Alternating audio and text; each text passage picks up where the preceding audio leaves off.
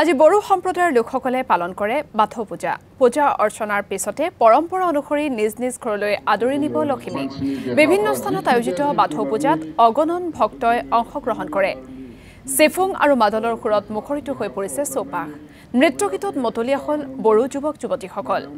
এফালে চলিছে পূজা পাতল আৰু আনফালে বিধে বিধে খাদ্য সম্ভাৰৰ আয়োজন। শিৱৰ আৰাধনাৰে অনুপম পৰিৱেশৰ সৃষ্টি হৈছে বাথৌ পূজাস্থলীত।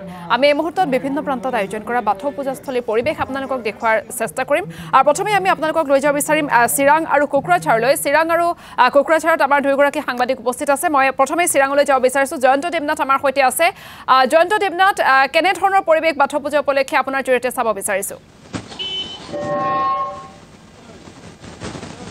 হয়, আশংকা ক'ব লাগিব যে অসমৰ বিভিন্ন প্ৰান্তত বড়ো জনগোষ্ঠীয় লোকসকলে বসবাস কৰা এলেকাত আজিৰ দিনটোত পবিত্ৰ বাথৌ স্নান দিৱস আজি পালন কৰা হৈ আছে। আৰু এই পবিত্ৰ যি বাথৌ স্নান দিৱসটো আচলতে প্ৰতি বছৰে মাঘ মাহৰ দ্বিতীয়টো মংগলবাৰে এইটো পালন কৰা হয়। ইয়াৰ কোনো নিৰ্দিষ্ট দিন নাথাকে। আচলতে আজি মই এই মুহূৰ্তত য'ত উপস্থিত আছোঁ আছে চিৰাং জিলাৰ ভাৰত ভূটান সীমান্তৰ ৰুণিকাঠাত। ইয়াতে যি 42খন গাঁৱৰ ৰাইজে তেওঁলোকে একত্ৰিত হৈ বিগত 35 বছৰ ধৰি তেওঁলোকে এই বড়োসকলৰ যি জনগোষ্ঠী তেওঁলোকৰ যি পৰম্পৰাগত ধৰ্ম এই বাথৌ ধৰ্মৰ দিনটো পালন কৰি আহিছে। মোৰ লগত ইয়াতে বিষয়ববীয়াসকল আছে। ৰাতিপুৱা কি ধৰণৰ কাৰ্যসূচী তেওঁলোকৰ আছিলে? প্ৰথমতে তেওঁলোকৰ ধৰ্মীয় শোভাযাত্ৰা, তাৰপিছত তেওঁলোকে পূজা অৰ্চনা বন্তি প্ৰজ্বলন কৰি ইয়াতে তেওঁলোকৰ 42খন গাঁৱৰ ৰাইজে তেওঁলোকে ইয়াতে পতাকা উত্তোলন কৰিছে। মই আচলতে বড়োসকলৰ যি পৰম্পৰাগত যি বাথৌ ধৰ্ম আজিৰ দিনটো কিমান মাহাত্ম্য আছে, কি ধৰণে আপোনালোকে আজিৰ দিনটোক পালন কৰে, কি ক'ব?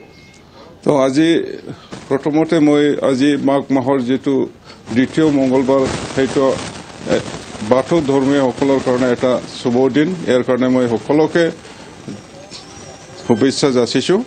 তো আমাৰ যিটো এইটো পৰম্পৰাৰ পৰাই বাথৌ ধৰ্মটো চলি আহিছে। আমি এইটো নাজানো যে কোন কিবাৰ পৰা শতিকাৰ পৰা এইটো চলি আহিছিল। এইটো আমি বড়ো জানো যে বড়োসকলে যি সময়ৰ পৰা এইটো আমি এটা সমাজ এইটো কিবা কৰিব পাৰিছিল, সেৱিকা কৰিব পাৰিছিল। এই সময়ৰ পৰা আমি এই বাথৌ ধৰ্মটো পাব পাৰিছে।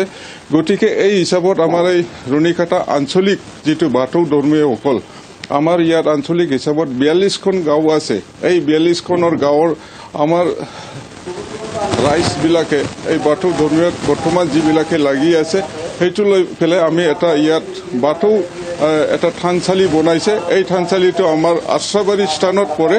এইটো আমি সংৰাজা ফুঠাৰ ইয়াতে আমি থানচালি এইটো বনাই ৰখা হৈছে। এইটো আজি আমাৰ এইটো যিটো আমাৰ এই উদযাপন বাথৌ স্নানটো ফালি আহিছে। এইটো আজি দিনটোত 35তম এইটো ৰুণিকাটা বাথৌ আঞ্চলিক হিচাপে আমি পালন কৰিছে। গতিকে আমি এই বছৰত আমাৰ যিটো মাঘ মাহৰ দ্বিতীয় মংগলবাৰ শুভ দিনটো লৈ পেলাই আমি 4দিনীয়া আমি এইটো উদযাপনটো কৰিছে। আজি আমাৰ যিটো শুভ দিন দ্বিতীয় মাঘ মাহৰ মংগলবাৰ এইটো আজি ইয়াতে আমাৰ ৰাতিপুৱাৰ পৰা এটা আমি এই মন্দিৰৰ যিটো থানচালি বুলি কয় ইয়াৰ পৰা আমি বন্তি প্ৰজ্বলন কৰি পেলাই ইয়াত জ্বলাই পেলাই আমি এটা শুভ যাত্ৰা কৰিছে। এই শুভ যাত্ৰাটো আমি এই মন্দিৰৰ পৰা 5 কিলোমিটাৰ মান আমি এইটো শুভ যাত্ৰা কৰি পেলাই এইটো আকৌ ইয়াত আমি মন্দিৰ স্থানত। জয়ন্ত দেৱনাথ, আপোনাক ধন্যবাদ জ্ঞাপন কৰিছোঁ। আপুনি চিৰাঙৰ পৰা পৰিৱেশ দেখুৱালে।